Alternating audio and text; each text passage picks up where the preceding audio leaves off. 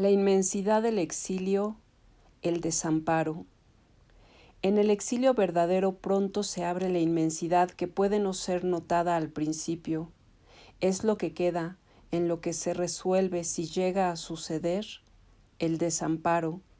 Sin desamparo la inmensidad no aparece, sin el abandono a lo menos, sin haber sentido en modo suficiente, es decir, en forma de duración, el abandono. Del abandono llegan esos vacíos que en la vida de todos los hombres, en cualquier situación, aparecen y desaparecen. Y así también esas centellas de desamparo, esas saetas que en la piel del ser produce el quedarse a la intemperie, es decir, desnudo ante los elementos, que entonces muestran toda su fuerza.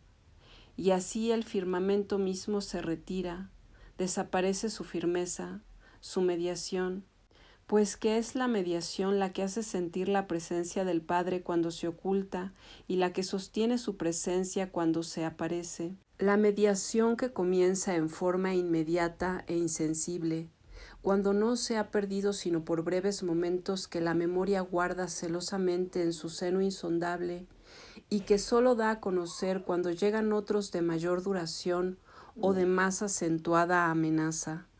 El firmamento, el horizonte familiar, la ciudad y aun el lugar que en él se habita son mediadores. La casa y los objetos tenidos por preciosos, todo lo que en ella se enciende, hasta la cólera del Padre inmediato si no se excede en su autoridad, si no aplasta ocupando todo espacio de vida, todo lo que en ella arde, el fuego mismo siempre símbolo del hogar, si no impide respirar y moverse es mediador, y lo será más cuando más permita la circulación de los elementos y de ese elemento primero para el hombre que es la palabra. La tentación de la existencia. A medida que se aminora la agonía del desamparo, cuando la esperanza se ha callado y por tanto no ha lugar para la desesperación, y menos todavía para la exasperación, la inmensidad se va haciendo presente. La inmensidad, el ilimitado desierto, la inexistencia del horizonte y el cielo fluido. La existencia del ser humano a quien esto acontece ha entrado ya en el exilio, como en un océano sin isla alguna a la vista, sin norte real, punto de llegada, meta. Las circunstancias que nunca deja de haber pueden avanzar devoradas. Si no se entiende esta situación, la tentación de la existencia, de ser el existente en medio de esa soledad dejada por el desamparo y aún simplemente por el abandono, por andar así, sin mediación, puede ser tomada por libertad. La libertad así aceptada se establece como realidad que necesita ser constantemente verificada con la acción, una acción cualquiera, una pseudoacción correspondiente a la pseudolibertad. Y el yo entonces emerge sustituyendo a la mediación, tomando la inmensidad como campo disponible para su unicidad. Es el único y todo puede ser su propiedad. La inmensidad queda así reducida a ser todo y más aún según se avanza en este camino.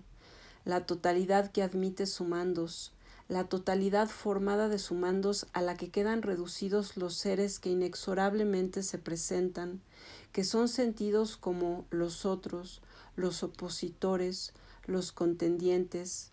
Todo contiende y se opone ante el único que se ha instalado en el desierto, un desierto que ya no es la inmensidad, y se ha perdido así para siempre. Se le ha perdido así al existente aquel haber ido solo entre las sombras.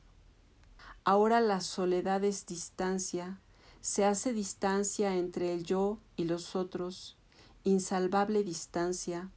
Las sombras se hacen opacas y consistentes, acechan enemigas, réplicas de la inmensa sombra que arroja ese su yo que le posee. Tiene que hacerse limitada e infatigablemente poderoso. Ha caído, y más cuanto más se encumbre en ser poseído por su propio yo, ¿Cómo podrá reconocerlo antes de estarlo por la muerte, sombra invencible, poder? La infinitud del tiempo por sí misma a solas y sin más no le bastaría. La inmensidad de la vida. Y mientras tanto el que se ha encontrado solo bajo la sombra inmensa del desamparo ante la inmensidad de la vida, sin sentir siquiera que la vida ande en esa inmensidad, se ha quedado así, así simplemente. No podría decir cómo, ni por qué, ni el punto de partida en el forzado arranque de lo que fue patria, ciudad, casa, horizonte, paisaje familiar. Deja propiamente de ser desterrado para entrar a ser un exiliado. Entra a ser tan solo desposeído de toda pretensión de existencia. Una desconocida confianza le gana, le ha ganado ya en cuanto cae en la cuenta de ese calor, de ese acompañamiento desconocido que le deja así, que deja su soledad intacta y a todo él como en estado naciente. Tampoco esto lo sabe.